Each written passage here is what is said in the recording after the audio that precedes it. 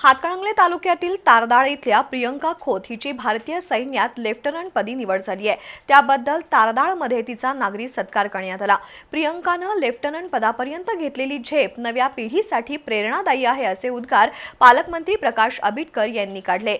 प्रियंकाचं अनुकरण करून गावातील मुलींनी सैन्यात भरती होऊन देशसेवा करावी असंही आवाहन पालकमंत्र्यांनी केलं। हातकणंगले तालुक्यातील तारदाळ गावची कन्या प्रियंका खोत हिची भारतीय सैन्यात लेफ्टनंट पदी निवड झाली आहे। या निमित्त प्रियंका खोत हिचा सर्वपक्षीय नागरी सत्कार करण्यात आला। प्रारंभी सन्मती विद्यालयाच्या विद्यार्थिनींनी मानवंदना दिली, तर कन्या विद्या मंदिरच्या विद्यार्थिनींनी देशभक्तीपर नृत्य सादर केलं। यावेळी राजवर्धन नाईक निंबाळकर, रवींद्र माने, नीता माने यांनी प्रियंका खोत हिचं कौतुक केलं। लेफ्टनंट पदी मजल मारून प्रियंका खोत हिनं तारदाळच्या इतिहासात मानाचा तुरा रोवल्याचं आमदार विनय कोरे यांनी सांगितलं। तर प्रियंका खोत हिचा प्रवास संपूर्ण राज्यासाठी आदर्शवत ठरल्याचं आमदार राहुल आवाडे यांनी नमूद केलं।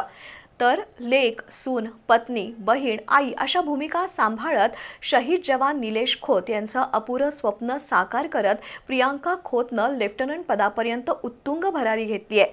तिचं हे यश नव्या पिढीसाठी आदर्शवत असल्याचं खासदार धैर्यशील माने यांनी सांगितलं। यावेळी मान्यवरांच्या हस्ते प्रियंका खोत हिला सन्मानित करण्यात आलं। पालकमंत्री प्रकाश आबिटकर यांनी खोत यांचा गौरव केला। प्रियंका खोत यांचा आदर्श घेत गावातील मुलींनी सैन्यात भरती होऊन आपला ठसा उमटवण्याचं आवाहन पालकमंत्री आबिटकर यांनी केलं। दरम्यान आपण आपल्या पदावर समाधानी नसून सैन्य दलात वरिष्ठ पदावर संधी मिळण्यासाठी आपण प्रयत्नशील असल्याचं प्रियंका खोत यांनी सांगितलं। महिलांनी संकटात खचून न जाता दुर्गा होऊन जीवनाला सामोरं जात ध्येय साध्य करण्यासाठी धाडसानं वाटचाल करण्याचं आवाहन प्रियंका खोत यांनी केलं।